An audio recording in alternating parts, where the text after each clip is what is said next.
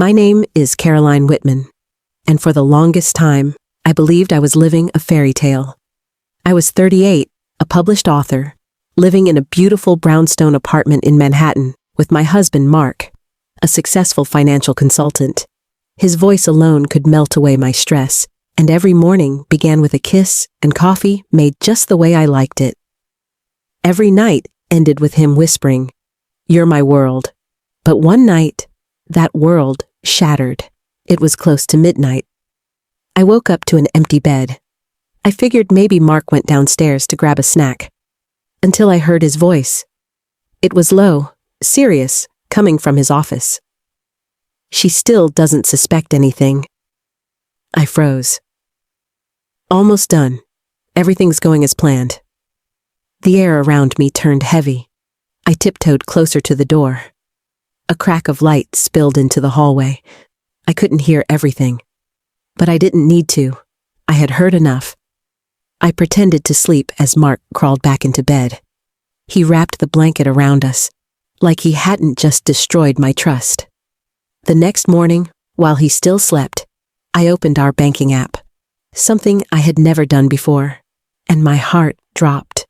500 here, 1,000 there, 2,000. Dozens of transactions I never knew about. I felt sick. "Checking the account this early?" he asked behind me with his casual smile. I faked a smile back. "Just curious." From that moment on, I watched him differently. Not with love, not with trust, but with clarity. He was always on his phone, turning it face down, stepping out to take calls. "Just business," he'd say. But I knew better. And 2 days later, I got my chance. For the first time, Mark left his phone unattended, and it was unlocked. My hands trembled as I read a message from an unknown number. "Send her the Ilium files. Just make sure she stays in the dark." Ilium files? Make sure she stays in the dark? Was she... me? That night, he kissed me like always. "You okay?" he asked. "Just tired," I whispered. Inside, I was screaming. The next morning, I called my best friend, Anna Prescott, an estate attorney. I told her everything. "How much money are we talking?" she asked. "500 million, I whispered. There was a pause. Then she said, "We need to move your assets. Now."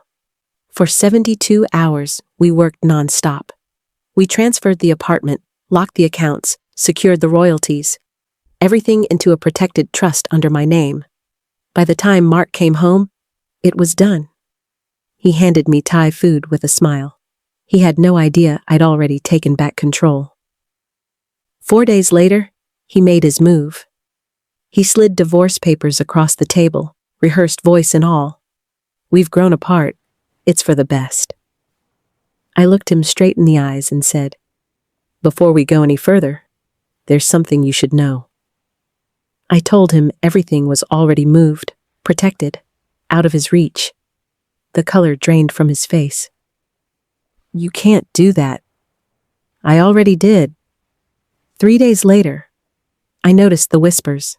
At work, in meetings, from people I trusted. Then my assistant walked in with a printed forum post, anonymous. "Female CFO hides assets using company funds during divorce." In the comments, "It's Caroline Whitman. Look into her." He was trying to ruin me, professionally. I called Anna. "He's trying to destroy me," I said. "Then we fight back?" she replied. He wasn't done. Mark filed a lawsuit, accusing me of fraud. Said I moved the assets illegally. He wasn't alone. The co-plaintiff? Ilamro. The same name from the message on his phone. We dug deep, every fake signature, every false transaction. The truth was clear. It was all fabricated. And we had proof. 1 month later, we went to court. I walked in with my head high, Anna by my side. Mark looked desperate. The judge reviewed the case. Everything on our side was solid. Ilamro never even showed up. The ruling? Mark's claims? Dismissed. Access to assets? Denied. Legal fees? He pays them. In the hallway, he tried to speak.